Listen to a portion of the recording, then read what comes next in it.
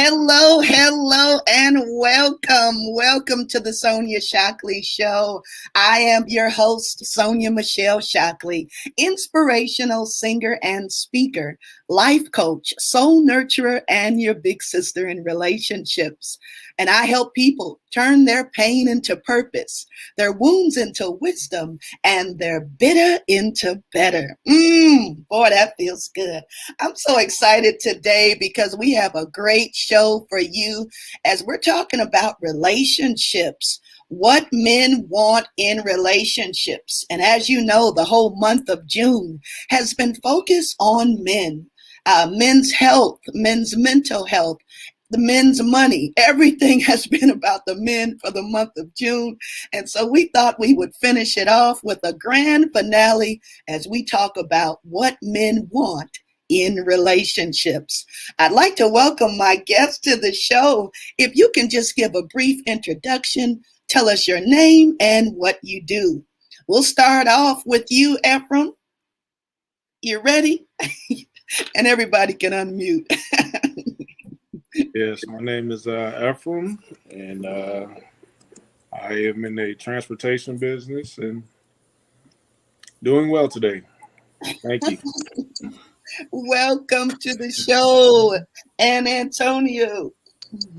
Hello, everyone. My name is Antonio Knox, and I'm an academic advisor at UC Riverside. Awesome.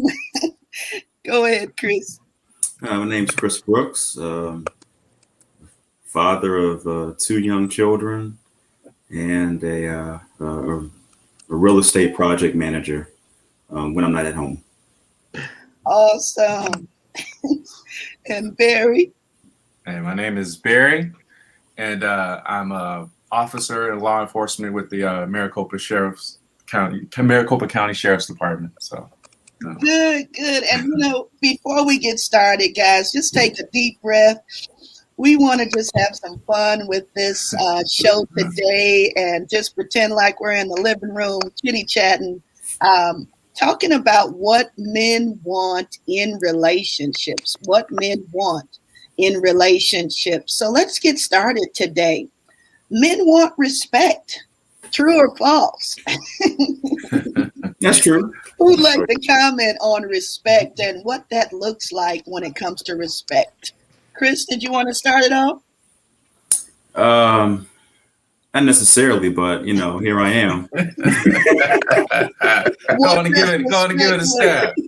Yeah, no, I mean, respect. Yes, we want to be respected. Like, I guess the thing that I kind of get caught up on a little bit is like, where the source of that is. It's like it's like respected for what, and I think that's different for every individual. It's respected for, what you do for the household, or respected for who you are or what So yeah, I think that part's different for everybody about kind of like what their anchor of what they need to be respected is. But, it'll be very, very safe to say that, yes, you probably will not find a guy who's okay being disrespected. Mm-hmm. And I go ahead. I also say I can agree with that wholeheartedly, but I think as in the terms of relationships, respect is essential. It's paramount in any successful relationship. I mean, when you have a man and a woman who come together to be a couple, to say, hey, I'm going to share my life with you. The last thing that a man can endure is the person that he's supposed to be spending eternity with not having respect for any part of his person. Whether it be his character, whether it be his defaults, whether it be, who he is and what he likes to do, you must have respect as a man if you are going to thrive and be the man of the household. You know what I'm saying? Disrespect only chips away at your ability to be an appropriate man of the house. Good. Thank you so much. Anyone else before we move on? Talking about respect. Yeah, I'll chime in. And I think respect, as the other brothers mentioned, it is crucial. Respect to a man is as essential as a woman's need for love and affection.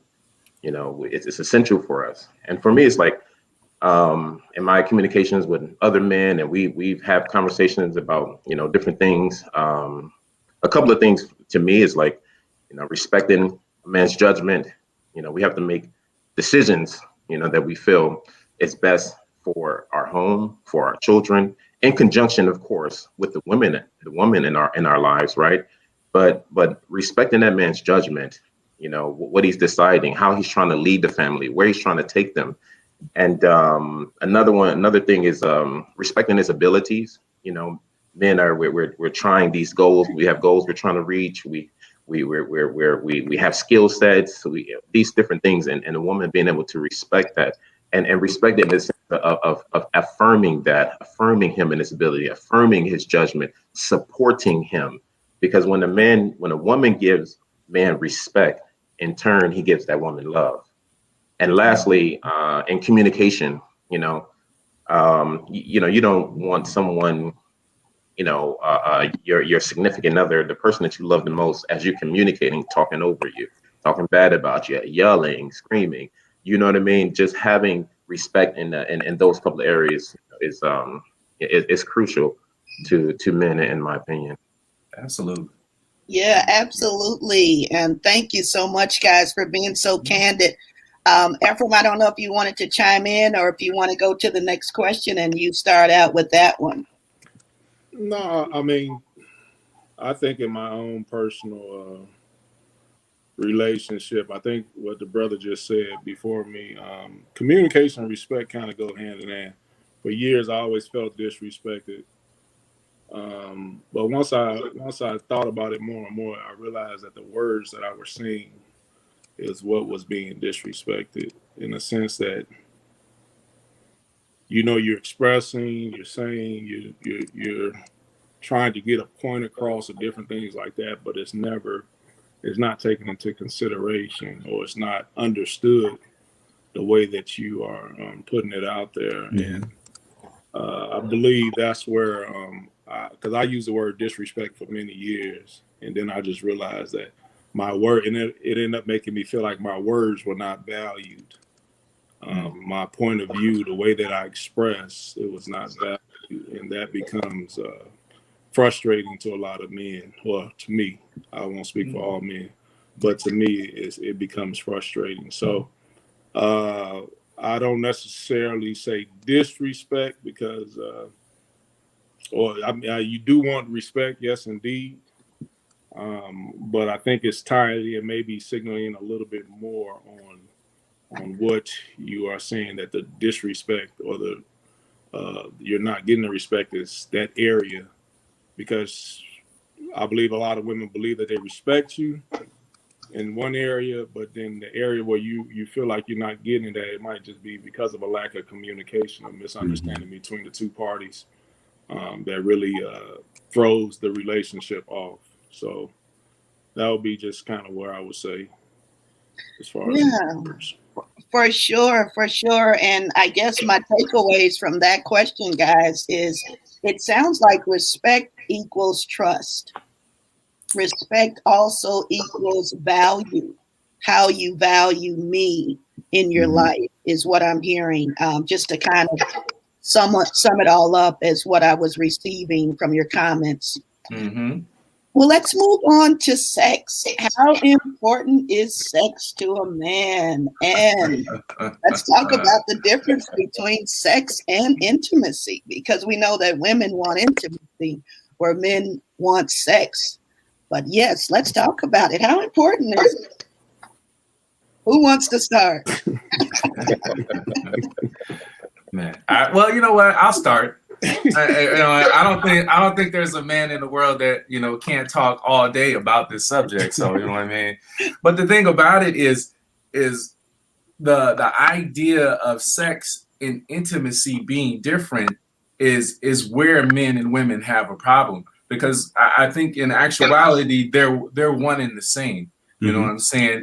Intimacy in all of its forms is a compartmentalized a creature. You know what I'm saying? You have to have you have to have respect. You know what I'm saying? That's part of intimacy. You have to have affection where the touch, the kiss, the holding, the embraces, that's part of intimacy too. But sex is also a part of intimacy, because when you come together to say, I desire you, I long to be with you, that's something that no man can go without. You know what I mean? And if you have a relationship where you have sex, but there is no intimacy in it, you're not fulfilling that man's needs. I mean, because if you just begrudgingly have sex, like, oh, well, let me give him some, I know he wants it, that's not pleasing to a man. You know what I mean? And so at the end of the day, that is how a lot of relationships have, infidelity. They have where a man's attention wanders because he wants to be desired. He has to be desired. And if he doesn't feel desired from, his spouse, well, then, you open that door to someone else that shows, hey, I want you. You know what I mean? I want you physically. I like what you look like. I like what you're doing. I like how you are. I crave you. You know what I mean? If you're not getting that from your spouse, I mean, your relationship is in trouble. Well, so Barry, let me follow up on that, because I look at the inward side of that equation. Mm-hmm. So you could have a woman, you got your spouse, your partner, just giving you all the sex you want, right? And it could be someone else who's just like, hey, I want to give you all the sex you want too. And you'll take all that stuff. But the thing is like, I think first is really about the guy. What is sex filling some function to fill a hole, some emotional void, some gap?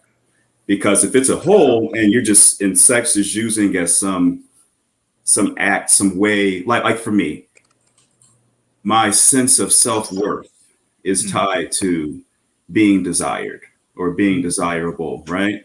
Yeah. So if I have this hole in my ego and I'm just trying to, scoop and fill it up with all this, with sex and whatever, and with attention, the solution is not the sex. The solution is, what do I need to do to really meet this emotional need within myself?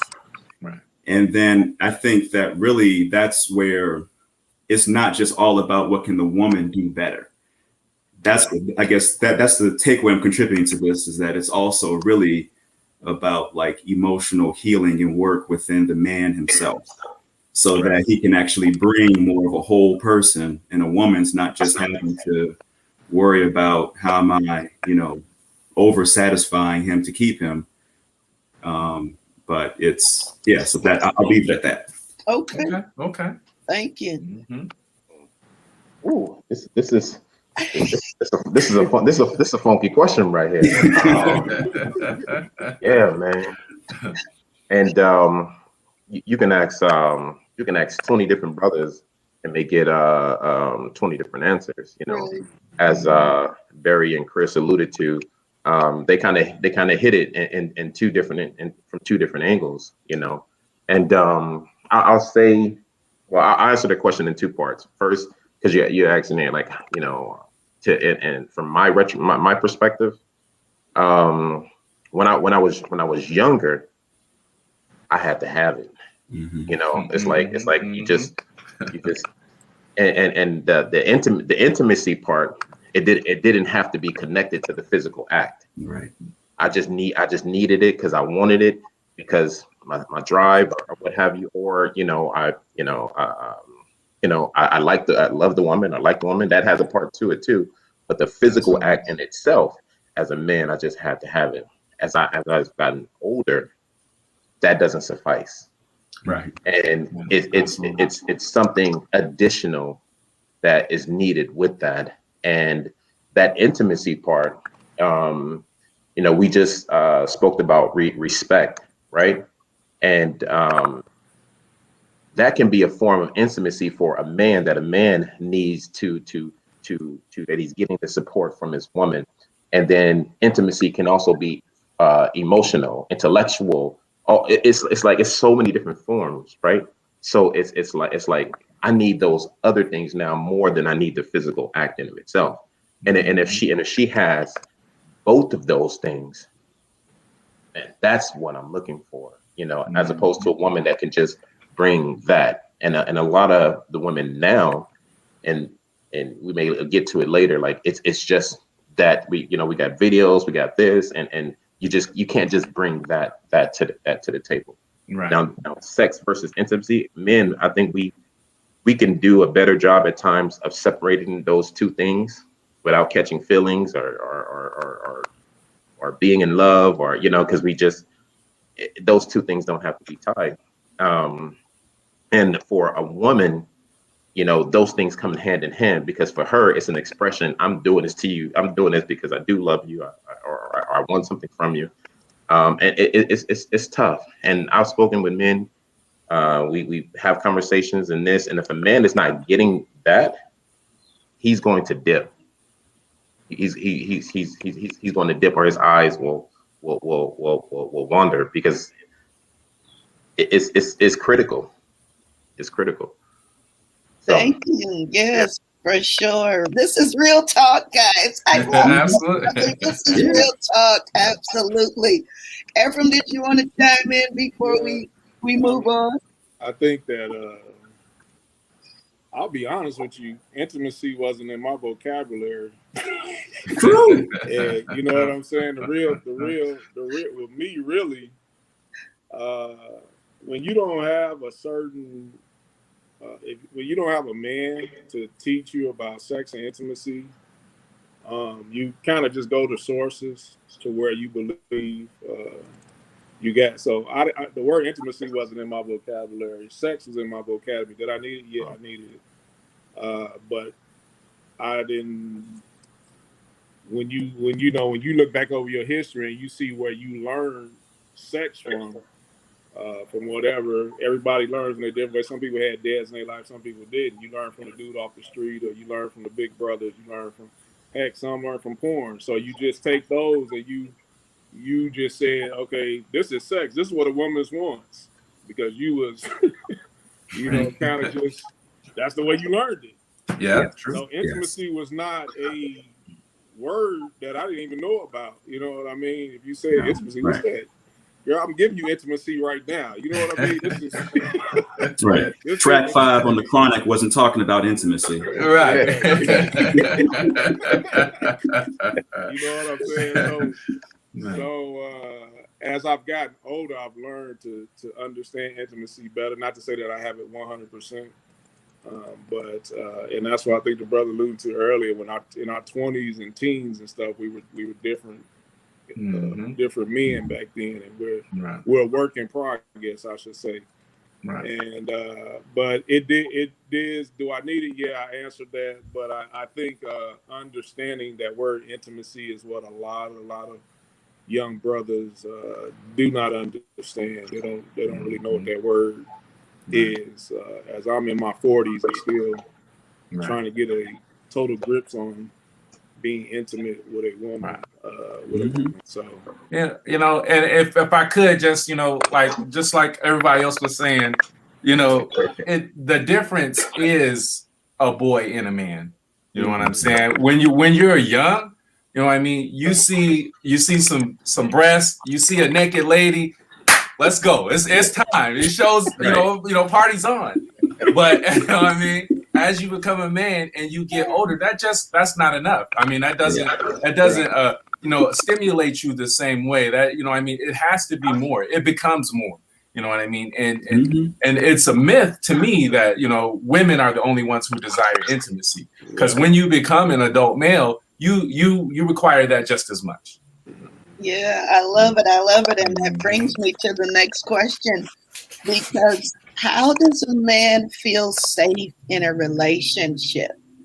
Let's just talk about the ideal scenario. You feel respected. You feel that this woman does trust you. And what is it that you need to continue to feel safe in a relationship? I'll step out on this one. I think for me, it is the permission to grow.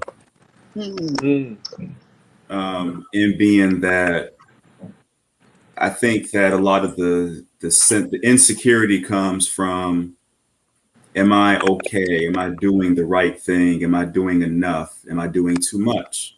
You know, what am I? What am I? What am I? And I think if it's a thing where, and then what happens, you really end up sometimes working to mask or build facades for what you think that people may want from you or may see you as. But I think the ability to be vulnerable in your truth as you know it or don't know it, and knowing that it's okay to be incomplete and that someone is going to be with you in the process of becoming complete, that is, to me, ultimate security. Excellent. Thank you. Yeah, I feel like security in a relationship comes in the form of support. You know what I mean? And when I say that, it's whatever it is that I am, you know what I mean? You don't, ridicule me because I'm not as good as the next person or not as, accomplished as someone else, but you support me where I am. You don't take me down like, oh, look at you. You only make it $14. If you desire me to make more than that, you don't bash me to make more than that. You build me to make more than that. You know what I'm saying? You figure out ways to help me get to the next step that we want to go to. It's a teamwork thing. You know what I mean? If a guy doesn't feel supported, you know what I'm saying? And if he feels more attacked than support, you know what I mean? That's going to deteriorate a relationship. You know what I mean? Support from the person that you are in life with is everything. You know what I mean? You have to feel like no matter where I am, that's enough. And wherever else we want to go, we're going together. You know what I mean? And you don't not love me because we're not there. You're going to love me to that next point. You know what I mean? So that's everything in a relationship. Yes, I love it. I love it. Yeah. We all have areas in our life that we can grow in, or every man and have some sort of inadequacy, right? And whatever that inadequacy may be, having someone that you can trust with that, that because for me, I'm not the biggest emotionally, being emotional communicatively, like I'm not the biggest person that way. But when I do, that moment of being vulnerable, whenever that time is, that you can handle that you can nurture that and take care of that, because if it's not, then I'll pull back. You know what I mean? It's not easy. It's not easy sometimes for us, especially as men, to be vulnerable. And if you've gotten me to a point where I have decided to be vulnerable with you, then I'm saying I trust you with this part of me. Take care of it. If you don't, or if you can't, then I pull back, and it will be even more harder for me to do that again.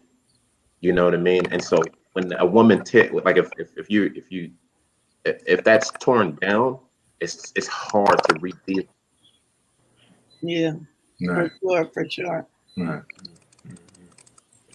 Yeah, I agree with all the brothers. So yeah. Oh. And I got a scenario of that. Just speaking on it and hearing them. Years ago, I used to play ball all the time. You know what I mean? And I would go to the park, and I have this buddy. I ain't gonna say his name because I don't want to, put nobody's names out there. But he was this guy that, he basically tripped over his own 2 feet. You know what I mean? But he had, his girl would come to the park with him every day. I was there every day. He was there every day. And this guy missing shots, dribbling, falling out of bounds, and nobody's over there by him. But on the bench, his girl was the loudest cheerleader there was. Like, oh, baby, don't nobody fall like you. You get it. You know what I'm saying? And you know what I'm saying? It inspired him to grow. And, as the years went by and we would go play ball, he became one of my favorite teammates. I would pick him because I knew he had that hustle. I knew he had to, and he actually got better. I mean, so he got to the point where he could play the game. You know what I mean? But that's what that support looks like. It's not, you're not as good as everybody on the court, but I'm not going to shame you. You know what I'm saying? I'm going to encourage you, and I'm going to help you get to where you want to be because you desire to do this. You know what I mean? And I'm not going to take your flaws and beat you over the head with them. I'm going to nurture them so that you can be something better. You know what I mean? And that's what support looks like. Yeah, for sure. And, you know, it makes me think about the story of the husband and the wife. They were traveling, and the husband was very successful. He was a, multi-millionaire, and they stopped at a gas station, and the gas station attendant came out, and it happened to be her ex-boyfriend. And he was like, "Oh, hi, how are you?" And they said their hellos. So then when they drove away, the husband said, "Well, look, if you would have married him, you would have been married to a gas station attendant." And then she said, "No, if I married him, he would have been a multimillionaire." And so the support of a woman, I know, is huge.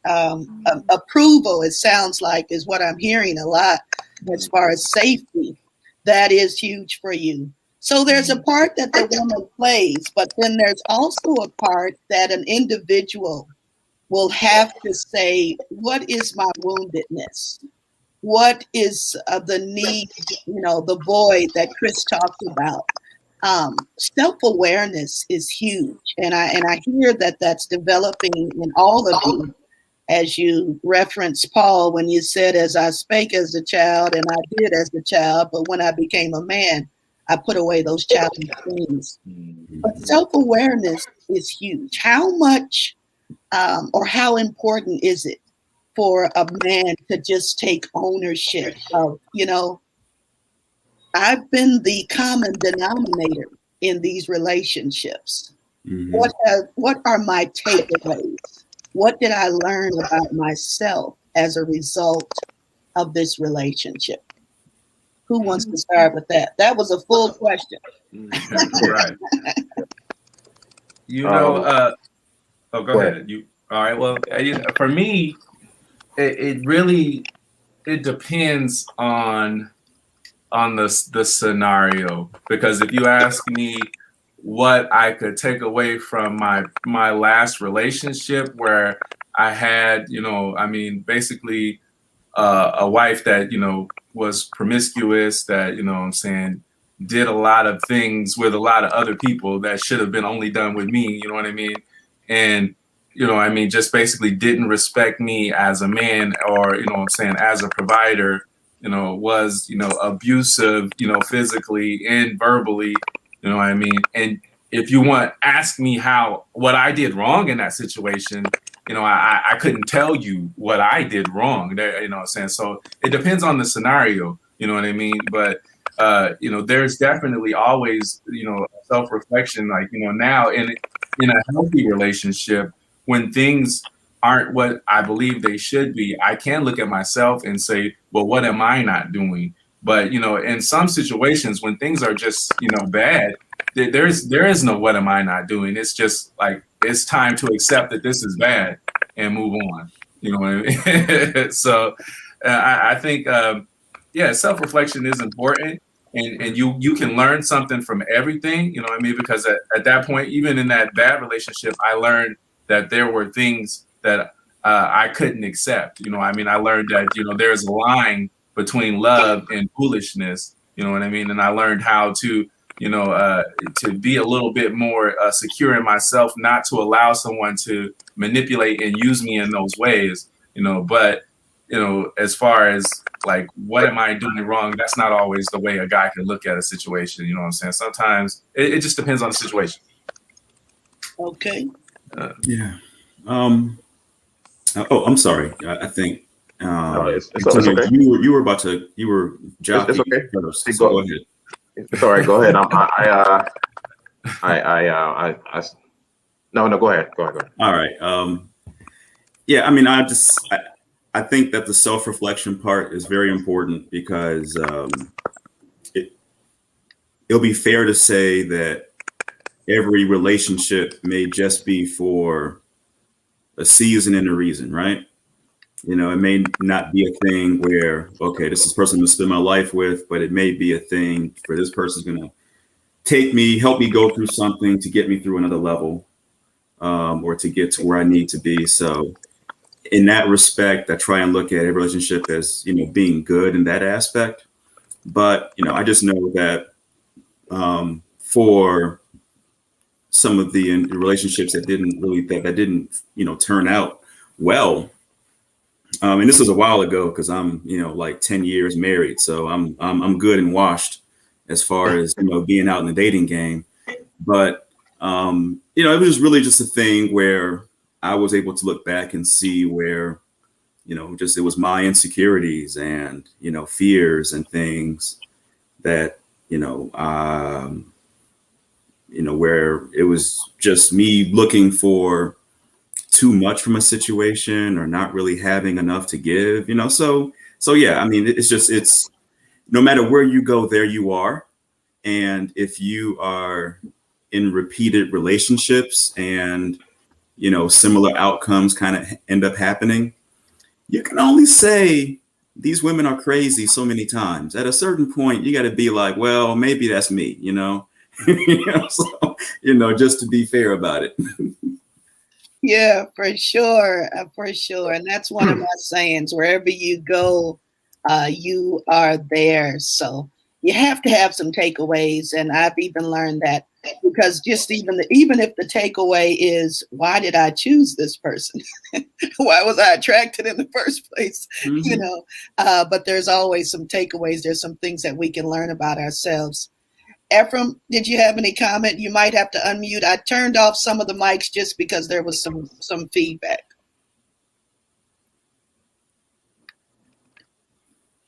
Go ahead.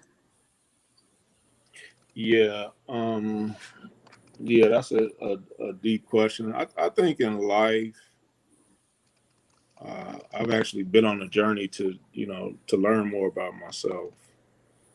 Just because I want to be happy emotionally and healthy and stuff. But I realized that in a relationship,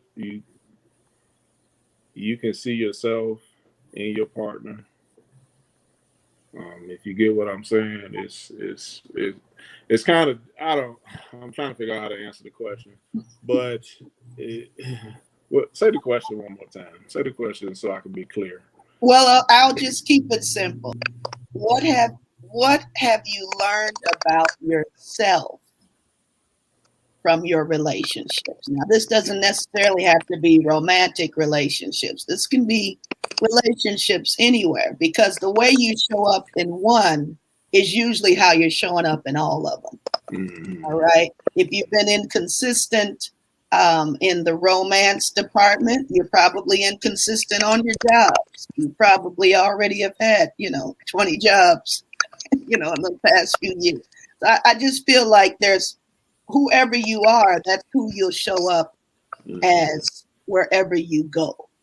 So now, when do you come to the point? And this goes for the person who is healthy. This is not an indictment saying, oh, you're just this pitiful person. Please don't take it that way. But even the most healthiest person can take a moment to look at some patterns about themselves. Look at your patterns. Who do I continue to attract? Patterns about, just whatever. But we all have certain patterns in life. So self-awareness is where I'm just trying to go with that question, and the importance of really knowing yourself, really dating yourself. We're so busy dating others, but learning how to just date yourself. We're so busy seeking approval from others, but learning how to just approve of yourself, love yourself. That's where I was trying to go with that question. So what are your takeaways about yourself, not the other person? What have been some of your takeaways about yourself in the relationships that you've had over the past few years? Oh, well, Sonia, I'm going to jump in there because the way you clarified, that's very helpful. Okay. To put it simply, like for me, growing up, the men in my family, the example I saw was you have to be a provider, right? So if you're making the money, if you're paying bills, if you're buying stuff, if you're making sure people have what they need, that was love, right? So when I think about a relationship where I focused on that, and it's like, oh, you need this, boom, you need that, boom. To me, I was like, okay, I'm doing it. I'm meeting the mark, Hey, if you need to see the scoreboard, just look. I got your back. I got you, right? But then you find out that, oh, well, there's this whole like emotional need where it could be someone who may not have the financial resources, but they'll listen. And all of a sudden, that's like exceeding the mark where, so it was like what I grew up seeing and what was modeled to me. It formed the early ideas of what, being a man in a relationship was. And, a lot of life has shown me otherwise. Powerful. Antonio. All right. So just give me a little minute to get through this. All right. Yeah.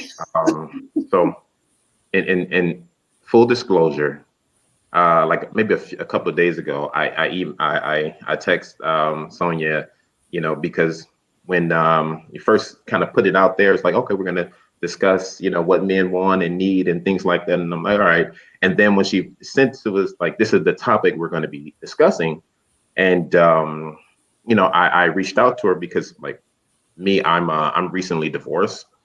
And so when she was saying like, gonna men what they want in relationships and, being successful and stuff like that, I told her I didn't feel that I was the right man to be on the show talking about it because I failed in my marriage.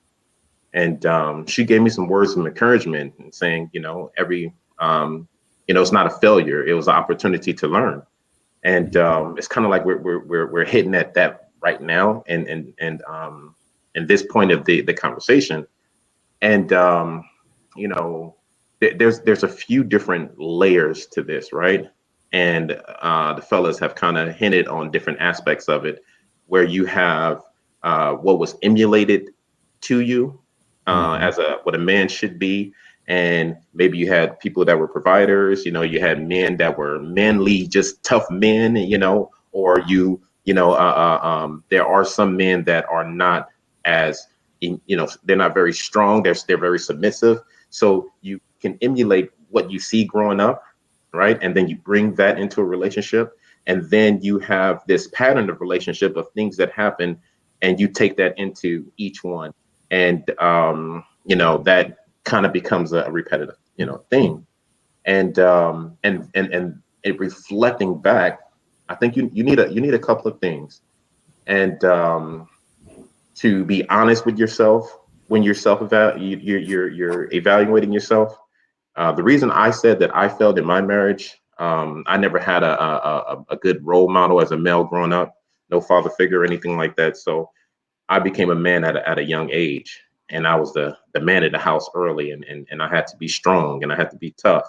And when I got older and right before I got married, there was Pastor James Kyle. He's the person that made me want to become a Seventh-day Adventist, right? This man, I said, if there were more men, if there's men like this in this faith, I want to be a part of it.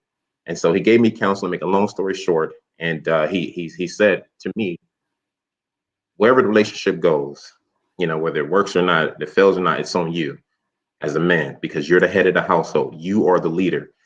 And I took that to heart, right? And I still believe that to this day. And in my reflecting back on what I went through, it's hard to be reflective in the midst of your pain. It's tough to do that then when you're in the thick of it.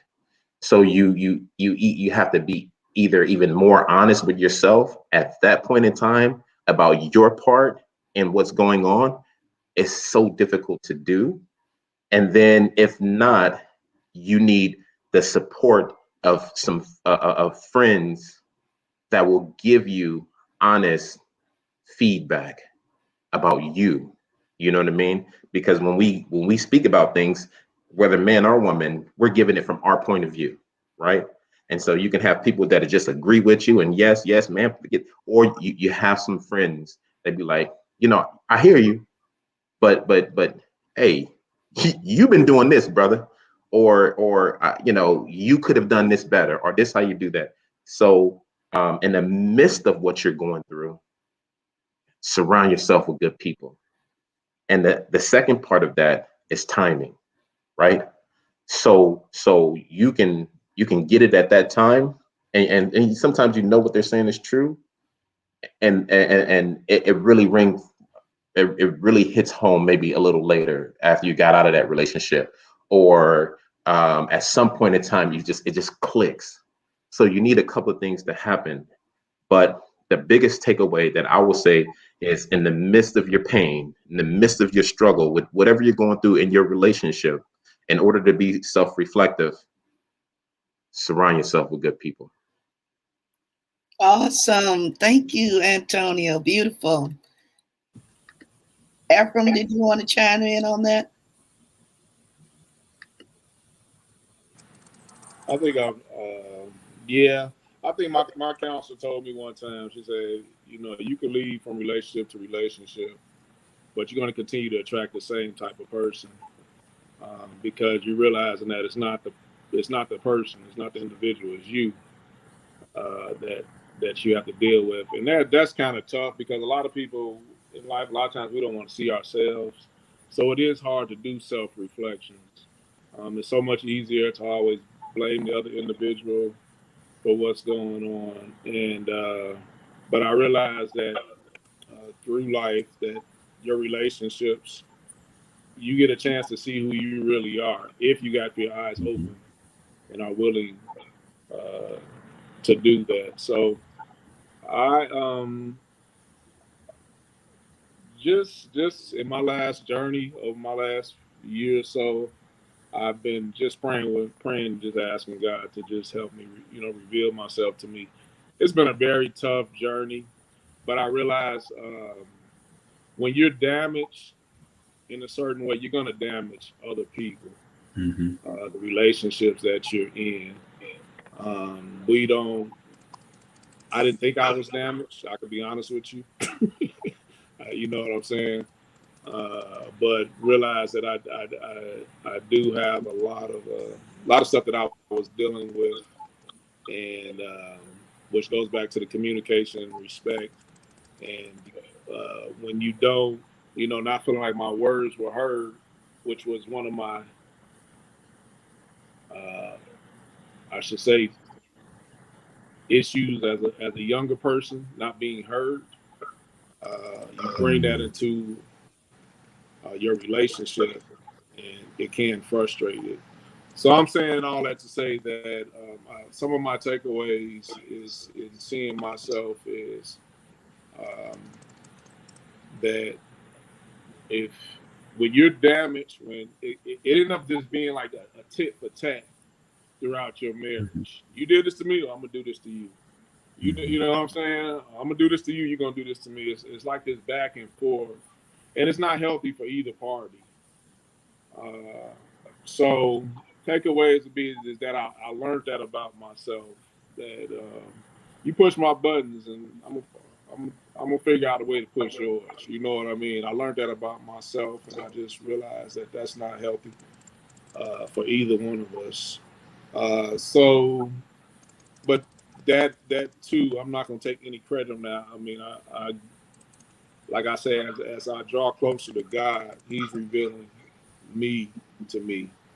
He's showing me myself, and it's definitely a hard pill to swallow, but it's reality, and I just thank God for it that He's doing the work in me. Amen. That's all I'm gonna Amen. say. He's doing the work in me that I know that I can't do in myself. That I'm because I'm always justify who I am. Yeah. But when you're dealing with God, He's gonna, you know, ain't no justification when you're dealing with God. So that's all I can say on that one. Well, praise God. And I hear so much growth on the line. And I tell you, this conversation has been awesome. Time is getting away from us. And it seems like we're really just getting into the meat of it. But I'm so grateful for how vulnerable you've been on the call. And please know that you're helping someone else in their relationships. Before you go, let's just talk about the women for a minute now. The Bible says he that finds a wife finds a good thing. And so you're waiting for the man to find you. But it seems like most women have become so aggressive. They have become the pursuers. They see what they want and they go after it. Let's talk a little bit about, I know for some of you it's been a minute since you've been in the dating scene, but do you see how the women now, it's kind of the roles have been reversed and men and women are now seeming to pursue the men, pursuing the men. And we'll start out with Chris with that, even though I know it's been a minute since you've been in the dating scene. So you tell us what was going on in the 90s. Hey. Boy, back when Clinton was president, it was different. No. The saxophone was in. I think that what I'll say is probably from the lens of my friends who are female and dating or not dating, just kind of what I'm hearing and seeing. And I just I think for people that I know who are professionals, women who are professionals, and I think it's a thing of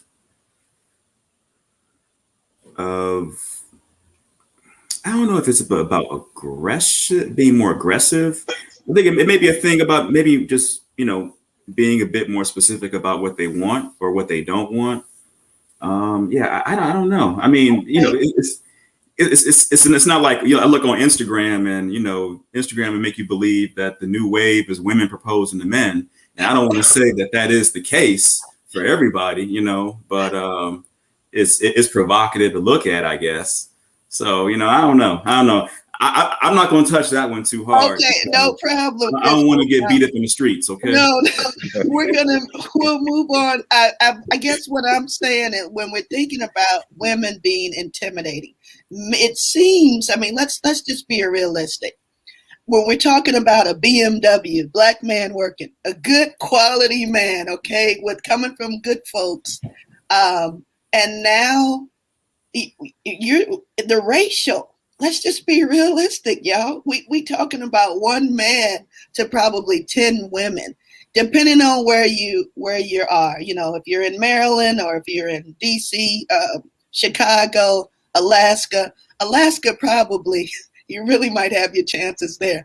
But let's just talk about how a career woman who's probably got a biological clock ticking, ready to have a baby. She's went to school, got her master's. Now she's ready for a great partner. Women seem to be a little bit more aggressive. If that's not has been your case, then I might be asking the wrong question. But let's move on. And who else? It might feel that the women seem to be a little bit more aggressive now. You don't have to do a lot, it seems like. Well, go ahead. No, sorry, go ahead. I was gonna say I really don't have much to say on that myself, being out of the game for so long. But I don't remember, a point where I didn't enjoy, a woman who was confident with what she wanted. You know what I mean? So if a woman, was able to communicate, her, thoughts or curiosities towards me, that was okay to me. It was like, okay, let's eliminate some of this playing around. You know what I mean? So I don't know what level it's at now, but back then it was a healthy amount of flirtation on both sides, which made it. I mean, if you're interested in a woman and her response is less than appeasing, you're gonna move on. You know what I mean? But as far as like a woman that's all over you, that's not attractive either. So there has to be a balance. Okay, good. Antonio. I guess I could say I'm kind of learning, being that I'm new in these streets, I guess, as they say, some folks. And the last time, I was, that's about almost 18, 19 years ago, where I was dating, and now I'm close to 40, and maybe be out here, whatever. There is definitely a difference. Yes. There's definitely a difference, with the all right. There's always layers. I just like it's not, you know what I mean. When it comes to women, I believe it was Chris saying how there's professional women, and they looking for these specific things. You mentioned there's the women that are against the clock biologically. Then you have these young women who are hot and promiscuous, and it's all on the table, right? And as a man, I guess women they do outnumber us, and you have this table set. You have all these options to choose from, and they're open to you. You know what I mean?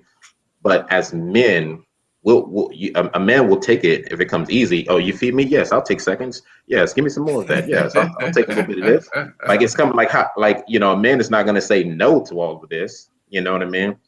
But if it's the the girl that's promiscuous, you'll eat with her, but you won't live with her. You know what I mean? If it's the this woman that's professional, is she wants these different things. Maybe the man will spend time with her, but he won't commit to her because he don't feel he missed the like. It's so many different things, right? But for me, then when a woman is aggressive, it takes away the natural order of things. We are the hunters. You know what I mean? And they're walking in roles that's not meant for them. I do think that it's okay for a woman to know what she wants. You know what I mean? In a man, she wants someone that's successful. She wants someone that's gonna love her and affirm her if that's what she needs. Whatever it is a woman needs, it's okay to be intentional about that. But I think about it like when you're kids and Christmas time come around, you can't wait to open your present, right? You're so excited, man. You be looking for this thing, and you open the present, and then it says assembly required, right? and you gotta put this together. Then you look over there at your friends or your cousin or whatever, and they already playing with their toy, and you like, man, it makes you not want this, or you like, next time I want one that's already ready. You know what I mean? So it's okay for people to be intentional, about what they want. You just understand that assembly may be required. You know what I mean? But as to the aggression, it is, and I think that it's not, and that's not. I don't believe it's the way that God designed it to be. You know what I mean? That's just my opinion. And as a man, anytime something comes easy, it's hard to respect it. You know what I mean? It's hard to respect it, and all these different things at the table, like I said, are there, and it's been presented to you easily. Yeah. Boy, you're spitting, Antonio. So many nuggets. All of y'all are just really throwing some nuggets. And I thank you so much. Ephraim, any response? And we're going to take one more question today. But anything you wanted to say about the feast, the welcome table that Antonio just said? He got the welcome package back to the streets. It's funny, and I think what Chris alluded to and Tony was saying, I think it's so messed up because nowadays it goes both ways. But I'm just gonna say, since the question is about the women, women are looking for a husband, but not necessarily trying to be wives. And I say that by saying we look at social media as the standard of what I want to be or what I think I need to be in order to get this man and stuff like that. And you might be coming from the wrong example. And social media does tell you that it's okay to be forward. And so many words have been twisted. And I say that like nowadays a lot of women don't want to be beautiful; they just want to be sexy. If you get what I'm saying. And when if you just want to be sexy, then let's look at the word. The word just being sexually attractive. So you're gonna attract sexually attractive men, not necessarily trying to make you a wife, but they're gonna think you sexy, but you might not be the wife and the wife material. And I think that all of that has to be taken in and understood. But what do you want to be? If you want to be a wife, then you need to study what it is to be a wife, not a housewives or all these reality shows that we got on nowadays that thing. But study what that man, or how do I say, what it really is to be a wife.